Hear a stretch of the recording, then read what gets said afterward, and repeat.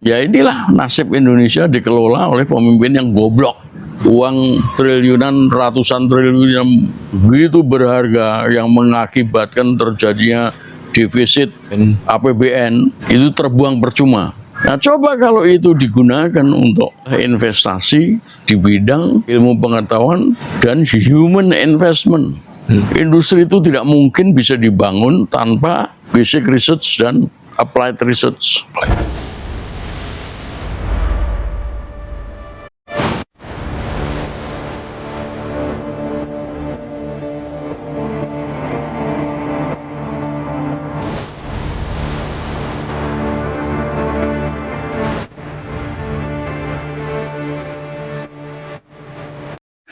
Selamat datang dalam acara peresmian pembukaan Sarasehan Kebangsaan Konvensi Sains, Teknologi, dan Industri Indonesia tahun 2026.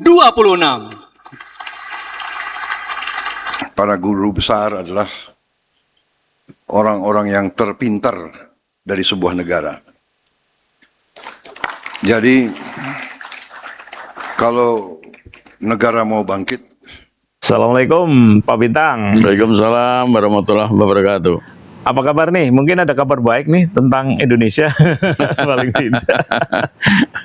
Masih letian-letian.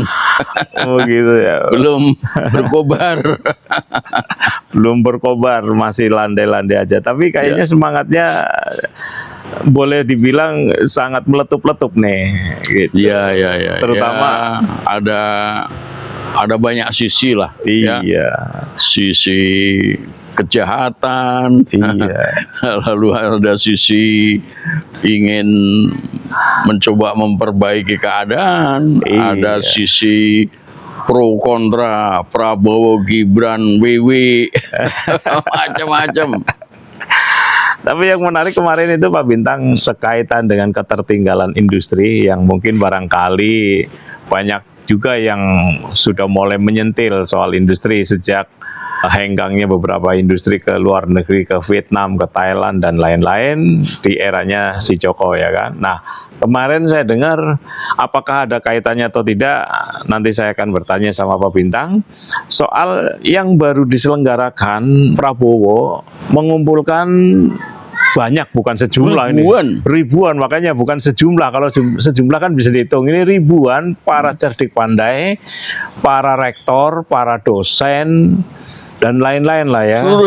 Seluruh Indonesia, baik kampus negeri maupun swasta. Iya betul. Nah, dalam satu forum yang disebut sebagai Sarasehan Kebangsaan Saintek Industri. Nah, saya menangkapnya bahwa Prabowo mencoba nih, lagi-lagi Prabowo ini kan sifatnya pemikirannya instan sekali untuk mengejar ketertinggalan Indonesia di bidang industri. Ya barangkali ada pembantunya atau babunya yang membisikkan kepada Prabowo. Ya ini di dalam kerangka memperbaiki ekonomi nasional ya. Betul. Karena kan bulan ini kan yang dikatakan oleh Purbaya, kalau pertumbuhan ekonomi tidak mencapai 6%, ini akan terjadi pergantian kepemimpinan nasional. Ya, kita berdoa aja mudah-mudahan Prabowo diganti, karena memang untuk mengejar ketertinggalan industri kan nggak seperti membalikkan telapak tangan ya Pak Bintang. Betul. Nah,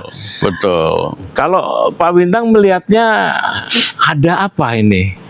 Bahwa Prabowo ujuk-ujuk mengumpulkan tadi ribuan. Iya.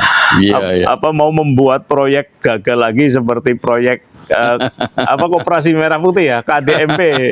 Lah wong anggotanya sopo? Tahu-tahu dibangun. Iya. Nah, kalau menurut Pak Bintang ada apa ini perilaku politik Wowo ini? Mestinya sebelum bikin Danantara, sebelum bikin MBG, ya, sebelum bikin Kopdes itu manggillah ahli-ahlinya dari universitas. Tidak perlu mengumpulkan seluruhnya dari Sabang sampai Merauke. ini gombal ini ya. Saya udah menilai ini gombal. Tapi begini ya Mas, ini kelihatannya memang berbeda dari apa yang dilakukan oleh SBY. SBY itu menutup mulutnya kampus, ya dosennya, ya mahasiswanya, nggak boleh bicara, nggak boleh menilai pemerintah, ya. Dan itu sudah terbukti ya. Lalu yang benar yang banyak tidak diketahui oleh orang. Saya sudah lama mendengar bahwa segala program dan proyek pemerintah ini zaman SBY ini Ya, tidak boleh dijatuhkan ke universitas. Artinya apa? Artinya universitas itu tidak mempunyai hak untuk mendapatkan proyek program. Nah, yang menarik, waktu saya di Amerika, di Iowa State University tempat saya sekolah, saya mendengar bahwa penemuan logam yang tahan panas atau campuran ya, karena tidak semuanya logam, yang tahan panas untuk pesawat angkasa luar. Ketika mereka harus kembali ke bumi, itu panasnya luar biasa, Mas. Kalau logamnya atau badan pesawat itu nggak kuat, itu orang-orang astronot di dalamnya itu mampus semua dengan panas yang tinggi itu. Risetnya itu ada di universitas dan itu oleh pemerintah diberikan kepada Universitas Iowa State University untuk diselidiki dan berhasil. Itu cerita orang-orang dosen-dosen ketika saya sekolah di sana itu begitu. Jadi universitas itu memang tempatnya riset. Basic riset itu adanya di universitas, lalu bagaimana caranya, aplikasinya, penggunaannya itu dilakukan oleh industri. Jadi NASA itu mempunyai banyak jaringan industri. Nah, itu yang melakukan applied research namanya. Riset terpakai. Kalau tadi riset dasar, ini riset terpakai. Itu saya kira semua negara di dunia, negara maju di dunia menggunakan prinsip seperti itu, asas seperti itu. Di Indonesia nggak ada. Ya seperti SBY tadi itu menutup pintu bagi universitas untuk bisa berbuat sesuatu. Ya, oleh karena itulah maka 60 tahun industri otomotif Indonesia kita nggak bisa bikin. Saya kira banyaklah universitas yang bisa mendesain, ya, katakanlah mobil atau sepeda motor lengkap segala macam komponennya, tetapi tidak pernah diterima oleh pihak pemerintah, khususnya Departemen Perindustrian misalnya, atau Menteri Keuangan, lalu tidak ada linknya ke industri, yang nggak bisa dibikin. Itulah sebabnya saya mengacungi jempol kepada Texmaco, karena Texmaco tidak membutuhkan basic research lagi. Risetnya itu sudah dibikin dunia. Mobil dan motor itu sudah dibikin oleh Jerman sejak Perang Dunia. Jadi kalau mau mencari hasil penelitian bagaimana membuat sepeda motor, bagaimana membuat mobil secara lengkap ya, itu sudah tinggal membuka di Google banyak. Membuka jurnal, membuka komputer, udah ada itu. Nah, itu yang dilakukan oleh Texmaco sehingga dia bisa tidak membutuhkan basic research, dia langsung bisa membuat industri sepeda motor dan mobil, truk dan bis. Dan semuanya serba Indonesia. Hanya satu yang saya lupa kemarin menyampaikan, karburator masih ada komponen yang diimpor. Oh, Ya, hanya itu satu-satunya karburator itu yang karena belum bisa dibikin di lokal gitu. pada waktu itu. Iya. Ya, kan udah ditutup sejak 2004. Iya. Ya kan? Nah, mestinya sekarang udah tahu loh. Dan bisa. SBY versus Prabowo.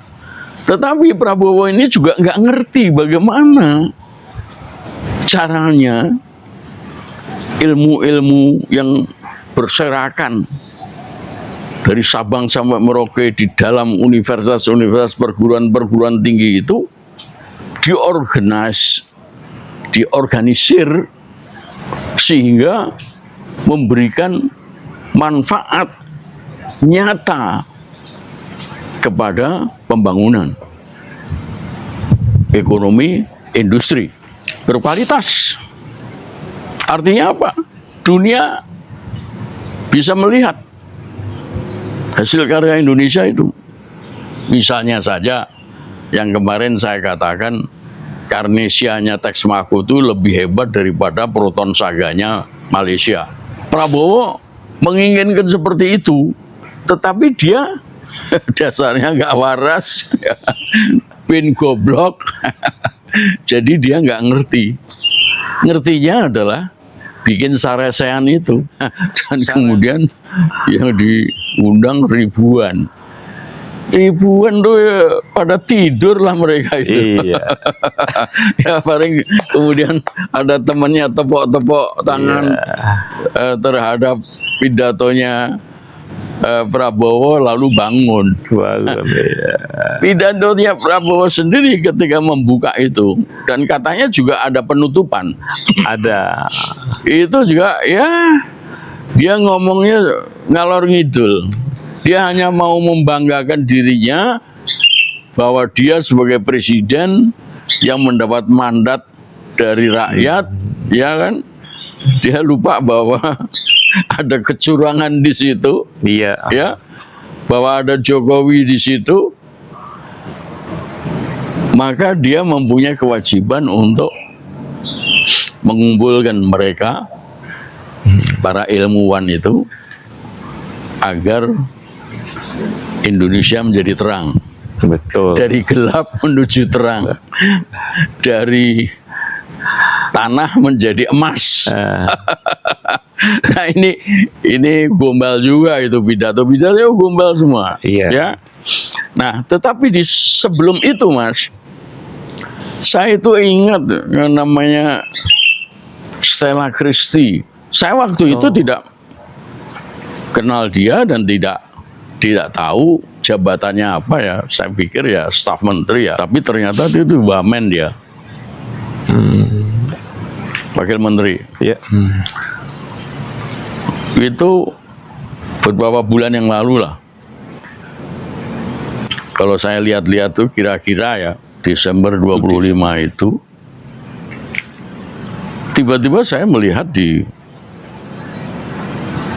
WA Group ya. Iya. Dia itu bicara di sebuah podium dan kemudian dihadiri oleh banyak orang. Rupanya itu dia mengumpulkan 100 ekonom. Dan dalam kata-katanya yang saya ingat dan yang saya rekam ya, karena saya tidak mengikuti semuanya. Dia mengatakan bahwa dia di sekolah di Amerika itu gagal menjadi ekonom. Nah, tetapi dia tidak menjelaskan dia akhirnya jadi apa gitu. Dia punya keahlian apa dia. Nah, kelihatannya dia seorang dokter ya. Lalu dia mengajukan pertanyaan. Pertanyaan itu nggak jelas ya waktu dia bicara itu. Maksud saya apa? Dia tidak mampu menjelaskan. Saya ingin bertanya misalnya 1 ini, 2 ini, 3, 4. 4 pertanyaan yang dia sebutkan. Tapi sampai saya selesai mendengar omongannya dia itu, saya masih nggak ngerti, nggak tahu 4 pertanyaan itu apa gitu. Lalu bagaimana cara dia mengajukan itu? Lalu bagaimana caranya 100 orang itu menjawab? Apakah menjawabnya itu bisa di rumah? Atau di saat itu juga? Ya kan? Kalau itu suatu pertanyaan yang penting. Tidak mungkin ya 100 orang wah langsung satu-satu itu kan nggak mungkin tuh kan, dan tidak bermanfaat. Nah kalau jawabannya bisa ditunggu di rumah, ya kan, itu 1 pertanyaan aja bisa 100 halaman. Ya kalau jawabnya pinter. Ya kalau pertanyaannya juga benar, ya kan, dan itu untuk apa? Apa persoalan Indonesia ini, ekonomi Indonesia ini bisa dipecahkan dengan jawaban 4 pertanyaan itu? Cuma tanya jawab. Ya, ini ya mungkin lebih efisien, lebih efektif ya. Mengundang 5 orang ya di satu tempat sehari penuh. Nah, itu diajukan lah, nggak cuma 4, nggak cuma 4 pertanyaan. Nah, itu dicatat dan kemudian dimanfaatkan. Nah, dimanfaatkannya untuk siapa juga nggak tahu. Apakah itu jawaban-jawaban itu kemudian diserahkan kepada Purbaya, yang Menteri Ekonomi, yang Menteri Keuangan, ya? Dan untuk siapa? Apakah juga dikasih kepada Menko Perekonomian, Hartarto, ataukah Perdagangan, Industri, Tenaga Kerja? Karena ilmu ekonomi itu luas sekali. Ada mikro, ada makro, ada fiskal, ada moneter, ada macam-macam, ya. Ada defisit financing untuk membayar defisit APBN. Itu semua ada itu. Nah, dia bisa memilih 4 tuh atas dasar apa? Ya karena dia bukan ekonom, mungkin juga 4 itu salah pilih dia. Nah, itu pernah terjadi sebelum ada Sarasehan itu. Iya. Kemudian ada lagi, baru kemarin ini, 2 hari lalu. Sehari atau 2 hari lalu lah. Itu namanya kampus call out. Maksudnya itu ingin mendapatkan masukan dari kampus. Ini juga yang datang ribuan. Berarti nggak jauh beda dengan yang Sarasehan itu juga, barangkali. Kelihatannya nggak berbeda. Cuman ini kan Prabowo. Yang Sarasehan itu kan Prabowo. Ya. Ya, kalau ini dia kan staf ahli pendidikan. Oh. Si Stella ini. Stella. Oh, ini masih yang Stella juga yang kemarin nih 2 hari yang lalu. Iya, kembali Stella yang dari sejak Desember ya. Iya. Kemudian muncul lagi sekarang. Oh, dia bikin acara baru lagi. Kampus call out itu. Iya, kampus call out. Yang isinya saya kira mirip ya dengan pertanyaan kepada ekonom itu, tetapi ini bukan ekonom saja yang diundang, lebih luas lagi, ya. Ya mestinya ada dari engineering ya, ilmu teknik ya, dan lain-lain. Tetapi yang dihadirkan, yang saya sempat hadir ya, saya sempat tonton ya, itu si Stella yang bicara, dipandu oleh moderator, serta Rocky Gerung. Oh, ada Rocky Gerung ya? Iya, ada Rocky Gerung. Dan omongannya tinggi sekali, Mas. Awang-awang, ya, soal AI, ya, apa itu namanya, artificial intelligence, ya, soal macam-macam, ya, yang menurut saya istilahnya tidak down to earth, tidak Ke bumi, ke membumi. bumi, tidak membumi.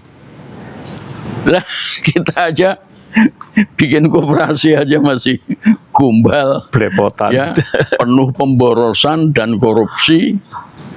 MBG juga begitu, ya. Lalu industri banyak yang tutup, bahkan kabur ke luar negeri, ngilang, divestasi. Jadi nggak cocok ini. Ini Stella ini gombal nih. Kelihatannya dia pinter tapi gombal ya. Nah, tetapi di depan Wawak kira-kira, ini ahli yang luar biasa gitu. Iya, Nah, saya ketika mendengar nama Stella Christie itu, saya ingat sama Agatha Christie. Penulis novel. Iya. Iya, saya pikir wong Indonesia kok namanya Stella Christie. Saya itu pembaca bukunya Agatha Christie itu. Iya. Paling tidak saya melihat 2 film bioskop yang dibikin berdasarkan bukunya Agatha Christie. Yang satu adalah pembunuhan di kereta api Orient Express. Itu satu ya. Yang kedua, 10 Little Indians. 10 orang Indian kecil. Nah, kebetulan tahun 74 saya itu melawat ke Iran dari Washington. Saya ada kursus tentang pembangunan. Ya. Selama seminggu atau 2 minggu, lupa saya. Tahun 74. Terus riset dari kursus pembangunan itu di Iran. Waktu itu masih ada Syah Iran. Ya, sebelum ditumbangkan ya. Betul. Sebelum ada revolusi. Betul. Nah, saya mampir di Isfahan, kota yang katanya nyimpen uranium. Ya. Di Isfahan itu ada satu tempat yang saya juga kunjungi. Ternyata itulah tempat lokasi dibikinnya film 10 Little Indians. Nah, saya tahu kalau Iran itu ada salju itu karena pelabuhan udara Mehrabat namanya di Teheran. Itu tumbang karena kena hujan salju. Nggak kuat nahan. Mehrabat. Dari Teheran saya ke Istanbul, Turki. Ya, ke Ankara dulu, baru nyebrang Selat Bosphorus ke Istanbul. Dari Istanbul saya memilih TEE, Trans-European Express. Dan Trans-European Express itu adalah Orient Express yang disebut-sebut di dalam oleh Agatha Christie itu. Oh. Dari Istanbul menuju ke Frankfurt di Jerman. Ya, melewati beberapa negara, Swiss, lewat Himalaya. Jadi saya menjadi ingat Agatha Christie setelah mendengar tentang Stella. ya kan? Ini apa masih turunannya Agatha atau ternyata dia mengucapkan salam Islam. Oh, Jadi orang Indonesia lah. iya. Atau nggak tahu mungkin turunan dari Arab Saudi bisa juga. Saya menilai 3 pertemuan, ya, pertemuan Stella dengan 100 menteri, 100 ekonom, Iya. lalu muncul Sarasean Science and Technology ini, Iya. terus kampus call out, ini seperti yang nggak akan jalan, Mas. Nggak ada faedahnya. Ya faedahnya adalah kecil, tapi ya kalau mau menghimpun orang-orang berilmu dan ilmu sains dan teknologi, caranya nggak begitu. Caranya seperti tadi saya katakan, universitas itu tempatnya basic research. Dan dia harus mempunyai kaitan erat dengan punya link and match dengan industri, di mana industri itu yang melakukan applied research. Yang bikin mobilnya sana, ini baru pikiran-pikirannya aja. Transmisinya harus begini, knalpotnya harus begini, engine-nya harus begini, bodinya harus begini, ya, listriknya harus begini. Nah, itu universitas. Bahkan yang begini-begini di universitas itu bisa juga dilakukan di industri. Ketika mau membuat mobil ini, ya, memproduksi mobil ini, ternyata ada hal-hal yang terkait dengan basic research, ya, atau yang basic research tidak melakukannya. Nah, itu dibetulkannya, diluruskannya itu di industri. Dan seperti yang saya katakan, kalau cuma mobil aja sebetulnya basic research-nya udah ada di mana-mana. Iya, tinggal ngambil aja. tinggal Nah, ini 60 tahun kita nggak bisa. Udah 60 tahun industri otomotif di Indonesia. Dan ada berita baru, Mas, Iya. yang mungkin Anda udah dengar juga. Ada 3 perusahaan otomotif Indonesia mau hengkang ke luar negeri. Dugaan saya nggak jauh-jauh lah dari Asia ini, Asia Tenggara. Mau ada penutupan Mau industri. ada penutupan. Iya. Itu ya ada beritanya seperti itu. Tetapi mereka kemudian dicegah untuk lari ke luar negeri. Nah, dicegahnya bagaimana? Tetapi juga ada kata-kata PHK-nya tidak jadi. Iya. Karena terlalu Nah, ini kan luar biasa, ya. Artinya apa? Ya kalau si Stella Christie ini berhasil Desember yang lalu, sekarang ini kan sudah 6 bulan. 6 bulan paling tidak, ya. 6 bulan tuh mestinya udah menyentuh masalah kemungkinan hengkangnya industri otomotif, assembler itu otomotif lah, ya. Iya. Ya, dan mestinya kan bisa upaya mencegah segalanya itu. Tapi saya juga nggak tahu apa yang dimauin oleh pemerintahnya Prabowo ini sekaitan dengan 3 peristiwa tadi, dari Stella Christie, terus kemudian kemarin Sarasehan, Ya. kemudian kampus call out. Nah, apakah mereka mau menyasar industri yang spesifik ke industri, atau hanya sekadar ya untuk membuktikan bahwa ada pergerakan di dalam rejimnya Prabowo. Jadi seolah-olah memang ini loh sudah saya lakukan, tapi sebenarnya mau melakukan apa itu nggak jelas. Seperti halnya yang kita tahu, setiap apa yang dia keluarkan idenya Prabowo itu kan nggak jelas. Ya, kita kembali lagi soal KDMP, Kobdes tadi, MBG, terus kemudian Danantara. Nah, kalau menurut Pak Bintang, kalau membuat Sarasehan kan sebetulnya ada yang harus dituju. Kalau katakanlah industri, kalau mau membuat industri apa? Tapi kalau misalkan industri yang berkaitan dengan sains kan tidak semua kampus dipanggil, ya kan? Terus kemudian Betul. kita juga harus menyiapkan infrastruktur. Nah, kalau misalkan tadi Pak Bintang mengatakan bulan Desember Stella sudah mengumpulkan para ekonom, paling tidak sekarang minimal itu sudah ada infrastruktur yang bisa untuk dasaran untuk membentuk Iya. Sarasehan lanjutan. Kalau menurut Pak Bintang bagaimana?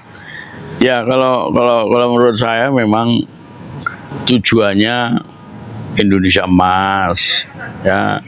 Tujuannya adalah rakyat sejahtera, adil dan makmur, ya.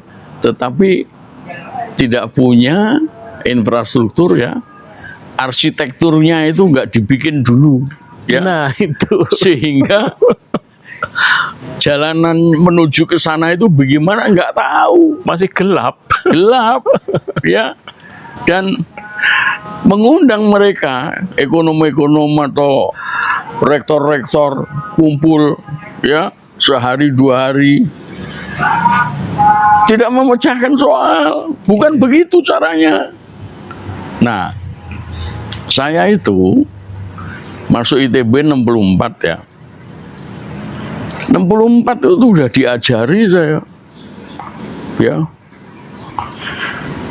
bagaimana ilmu logam itu, misalnya, ya. Iya. Salah satu pelajaran ilmu logam, bagaimana membuat baja, ya. Baja itu macam-macam, ada baja orstenit, ada baja perlit, campurannya itu terutama, ya, itu adalah besi dan karbon, dan bisa dicampur juga dengan yang lain-lain sehingga menjadi kuat sebagaimana diharapkan untuk suatu bangunan. Itu dosen saya namanya Insinyur Tata Surdia, salah satu dosen ilmu logam. Saya masih kenal sama dia. Nggak tahu masih hidup, nggak tahu sudah meninggal, ya. Itu nggak cuma dia aja, dosen-dosen yang lain yang dalam mata kuliah yang lain juga begitu. Itu ada yang namanya handbook, buku induk, ya, tentang mechanical engineering. Itu semua mata kuliah ada di situ.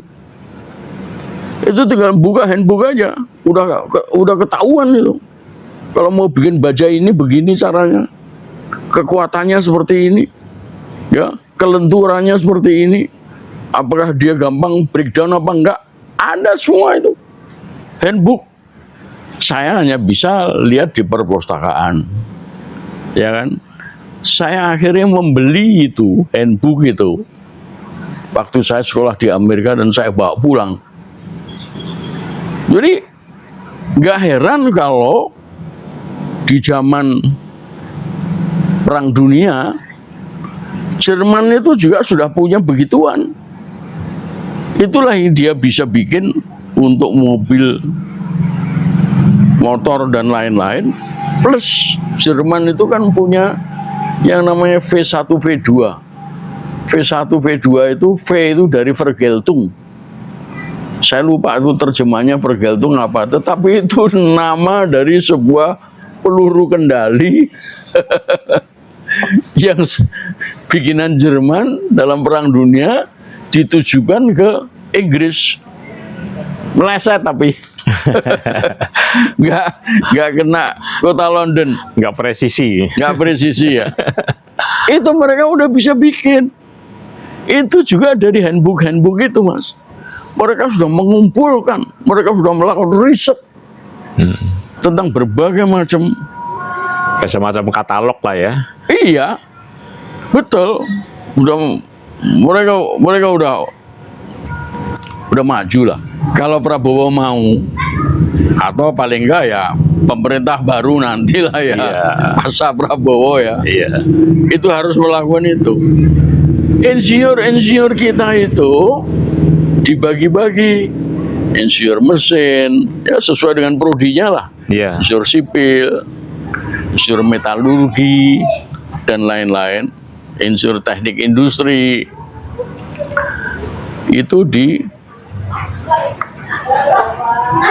organize dalam satu wadah,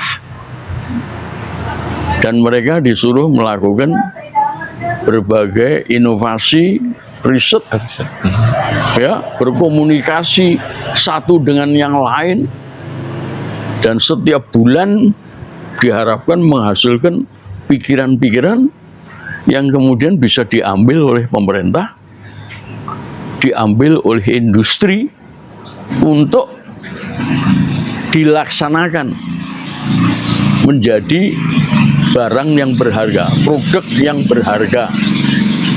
Yang selalu saya katakan, produk industri yang bisa menghasilkan dolar atau menghemat dolar. Ya. Ya. Nah, tidak engineering saja, yang lain-lain juga. Kita punya PII, Persatuan Insinyur Indonesia. Ya. Tapi terlalu banyak. Insinyur apanya macam-macam jadi satu, akhirnya macet juga. Tapi yang bikin macet terutama adalah karena nggak punya uang. Iya. Iya. Betul. Yang menurut saya cukup ampuh. Paling nggak sampai dengan sebelum undang-undang dasar palsu lah. Itu adalah ISEI, Ikatan Sarjana Ekonomi Indonesia.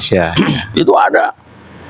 Bahkan ketika saya berangkat ke Jerman tuh, hasil pertemuan ISEI tahun 94, 95 itu saya bawa ke sana. Terutama tentang makalahnya Pak Sumitro, bapaknya Prabowo, yang mengatakan bahwa 30% dari utang IGGI itu menguap di tangannya pemerintah. Itu saya bawa ke sana. Saya rangkum di dalam makalah saya. Tapi ISEI mati kemudian. Ya. Nggak punya uang. Nggak ada yang meneruskan. Yang saya kesel sekali ya itu, setiap kali ketua ISEI itu diambil dari orang pemerintah. Tujuannya apa? Ya agar dapat duit, Dapat proyek. dapat. Iya ya, artinya untuk bisa menghidupi ISEI itu sendiri dilakukan itu. Proyek dalam tanda kutip. Iya ya. Nah, jadi kalau pemerintah itu bisa membuat berbagai macam prodi Iya. yang ada di universitas perguruan tinggi seluruh Indonesia itu, ya tentu saja dipilih lah ya. Itu dihimpun lalu dikasih duit untuk agar mereka bisa hidup dan bisa bekerja dan bisa menghasilkan inovasi sebagaimana diharapkan untuk bisa menjadi sumbangan mereka menghadapi Indonesia maju. Indonesia emas. Indonesia emas atau apalah namanya. Kalau Jokowi kan Indonesia maju. Indonesia maju ya. Ini Indonesia emas. Mas Bowo. Tetapi ya itu tadi tidak dilakukan algoritmanya, langkah demi langkahnya itu tidak dilakukan. Nah, yang begini-begini ini, asosiasi-asosiasi ilmu pengetahuan ini, itu sudah ada sejak sebelum Perang Dunia Ya. di negara-negara maju. Jadi berapa puluh tahun kita, Ketinggalan. hampir 100 tahun, 100 tahun kita itu ketinggalan, Iya. ya, di dalam mengorganisir ilmu pengetahuan tadi itu, sebagaimana diharapkan oleh Stella Christie, 100 ekonom, ya, lalu Saresean tadi itu, Iya. berapa ribu itu rektor dikumpulkan itu. Iya. Berapa duit yang harus dikeluarkan? Nggak ada gunanya. Nggak ada gunanya. Iya. Itu harus dikembalikan kepada asosiasi-asosiasi itu. Iya. Dan dijamin kehidupan mereka, dijamin agar memang bisa menghasilkan pikiran-pikiran. Iya. Tapi yang penting juga agar kampus itu bisa berkarya, terus agar bisa menjadi pusat riset dan penelitian, juga harus diberi kebebasan. Kan selama ini kampus sudah dibungkam dari zamannya Daud Yusuf, kemudian kemarin dibungkam lagi oleh SBY dan Joko Widodo. Artinya mungkin barangkali kenapa Prabowo kemarin mengumpulkan itu, karena juga memang kampus sejak dibungkam, terutama di zamannya eranya SBY itu tidak lagi kreatif dan tidak produktif, sehingga tidak melahirkan satu karya sedikit pun. Nah, menurut Pak Bintang gimana? Sebelum itu kan harus dibuka supaya terbuka nih wawasannya, jangan dibungkam lagi. Penyakitnya mulut terkunci itu masih ada. Itu dia. Sudah dikunci selama 20 tahun lebih ya. Iya. Ya. Jadi sisa-sisa terkunci itu masih ada. Jadi sekalipun sudah dibuka, mereka nggak akan bicara. Mereka nggak bisa bicara. Karena sudah terlanjur terkunci mulutnya. Otaknya sudah bukan lagi otak yang keadilan, kebenaran, keterbukaan. Nggak ada. Kejujuran udah hilang. Jadi apa yang mau diharapkan ribuan para ya, itu tadi. Kecuali kalau betul-betul secara nyata dibikin asosiasinya lalu diinjeksi dengan uang. Artinya apa? Sekalipun sudah begitu, masih dibutuhkan waktu beberapa lama agar kembali menjadi manusia yang sesungguhnya. Kalau Pak Harto bilang manusia seutuhnya. Ini mereka selama 20 tahun lebih ini sudah bukan manusia lagi. Iya, ada robot. Iya, semacam itulah. Robot aja masih berdasarkan ilmu. Ada Robocop. Ya, itu ilmu juga itu. Ada ilmunya itu. Tapi kemarin kita lihat juga dari sarasehan yang saya tonton itu, atau barangkali dari pengumpulan 100 ekonom oleh Stella Christie itu, mereka cara berpikirnya itu bukan mempresentasikan sebagai seorang cerdik pandai. Artinya kita lihat bahwa mereka kalau dikumpulkan dalam satu sarasehan kan paling tidak dipunya pemikiran yang gamblang, bukan hanya sekedar bertanya. Jadi kalau saya anggap bahwa sarasehan ataupun yang dikumpulkan oleh Stella Christie tadi hanya forum tanya jawab. Jangan-jangan seperti itu. Ada forum tanya jawab itu. Ya itu tadi ya, forumnya itu tidak seperti itu. Forumnya itu adalah asosiasi-asosiasi ilmuwan. Iya. Ilmuwan tertentu ya. Iya. Ya. Atau yang terkait itu harus dimulai. Ya. Artinya kalaulah Prabowo gagal lalu dia lengser sebelum ayam berkokok tahun 27 ya. Pemerintah baru nanti yang harus memulainya. Iya. Begitu. Dan itu sekali lagi tidak terbatas pada ilmu teknik saja, tetapi juga ilmu-ilmu yang lain. Iya. Oh, itu di asosiasi-asosiasi di Amerika itulah seperti itu. Nah, sebetulnya dengan munculnya LIPI, Lembaga Ilmu Pengetahuan Indonesia itu, LIPI itu harusnya yang memulai munculnya asosiasi-asosiasi itu. Tetapi sampai sekarang kan nggak ada. Lalu Pak Habibie pernah menghimpun berbagai ilmu pengetahuan. Tetapi juga kebetulan sekali Pak Habibie cuman setahun 2 tahun ya, 1,5 tahun ya. Jadi nggak sempat membreakdown itu menjadi asosiasi-asosiasi ilmu pengetahuan dan teknologi. Ya inilah nasib Indonesia dikelola oleh pemimpin yang goblok. Oh iyalah. Iya. Mulai pemimpin yang goblok, Iya. lalu kemudian undang-undang dasar yang mencerdaskan kehidupan bangsa Nah, itu dihilangkan. Akhirnya jadi begini. masih mending kelompok pencapir sebetulnya zamannya Pak Harto. Iya. Iya. Ini Lempen capirnya si Harmoko. Harmoko Iya. lebih berguna. Iya kan? Itu omon-omon. Iya. Omon-omon. Iya, jadi menurut saya ini hanya omon-omon aja lah, jangan ini hanya omon-omon seperti halnya proyek-proyek yang sudah didengung-dengungkan oleh Prabowo ya KDMP, siapa anggotanya nggak jelas, bagaimana pengumpulan dananya ya dananya sudah ada dari pemerintah apa seperti itu mekanismenya sebagai kooperasi, terus kemudian MBG yang bermasalah daripada 335 triliun untuk Iya. dibuang-buang mending untuk itu tadi Bapak. Memang itu lebih nyata ini. Artinya kan pikiran Prabowo itu tidak ada yang mau mampu menolaknya. Iya. Ya, seperti yang kita sampaikan beberapa waktu yang lalu, tidak bisa mengatakan no kepada presiden.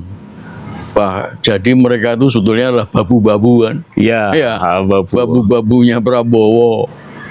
Nah, sehingga uang triliunan, ratusan triliun yang begitu berharga yang mengakibatkan terjadinya defisit APBN itu terbuang percuma.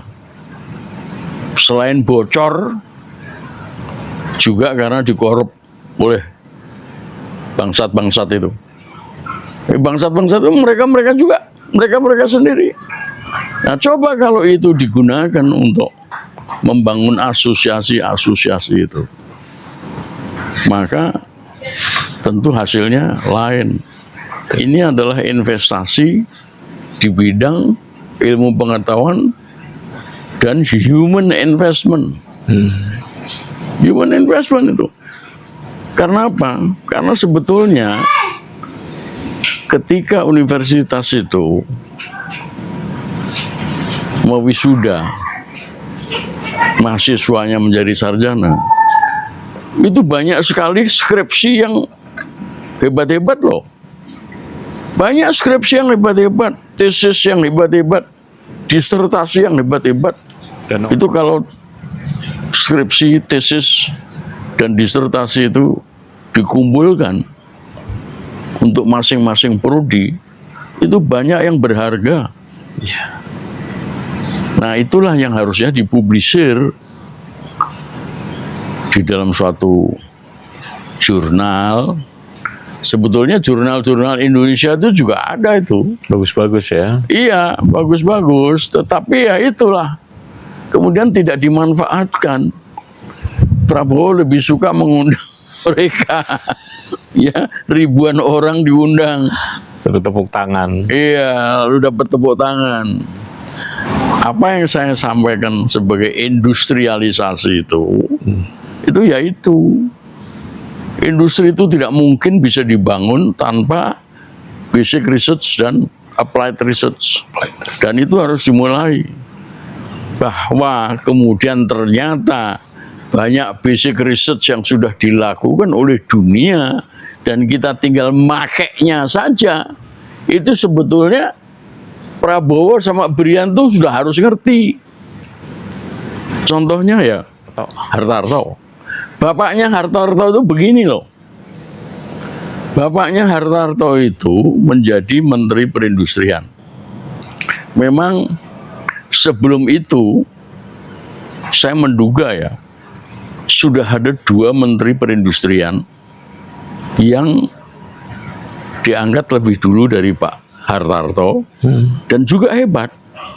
Sehingga Pak Hartarto itu menurut dugaan saya mengikuti cara mereka. Aku lupa namanya. Orang Padang yang satu. Orang Padang. Lalu Pak Hartarto. Lalu yang saya ingat Pak Hartarto itu membuat program penjadwalan. Maksudnya penjadwalan adalah Ini mobil, bagian mana yang bisa dikerjakan oleh Indonesia, oleh tenaga Indonesia, barang-barang Konten yang disebut lokal konten itu, maka impornya dari Jepang dipotong, ditiadakan.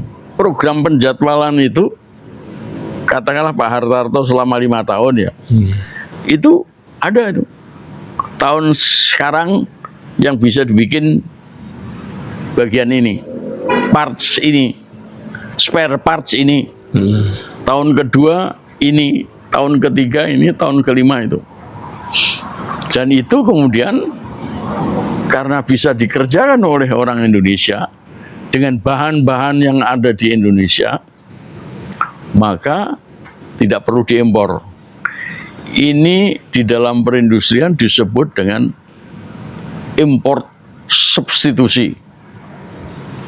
Yang impor itu disubstitusikan menjadi barang bikinan di dalam negeri. Jadi nggak impor lagi. Tetapi gilanya orang Jepang ini yang tetap bisa, yang harus tetap diimpor, dinaikkan harganya. Dan ini sepanjang yang saya tahu, Hartarto nggak bisa berbuat apa-apa. Sedang setelah itu, setelah Pak Hartarto, itu menteri-menteri perindustrian gombal semua. Apa yang sudah dijadwalkan, dibikin program penjadwalan itu, seakan-akan menjadi hilang. Kembali kita ngimpor dari Jepang. Dan itu dilakukan oleh Cina-Cina assembler ini. Iya.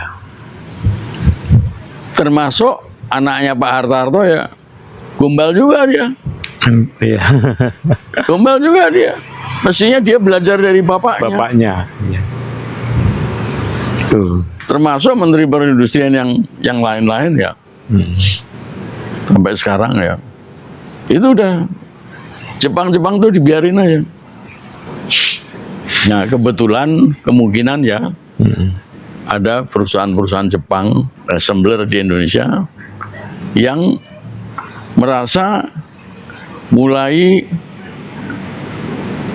berkurang profitnya disebabkan karena kebijakan pemerintah yang tidak bisa dipercaya.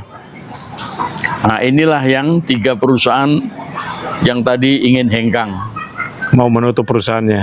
Iya, mau menutup yang di Iya, sini, iya. dia hengkang ke luar negeri, katakanlah ke Vietnam atau ke Thailand, ya.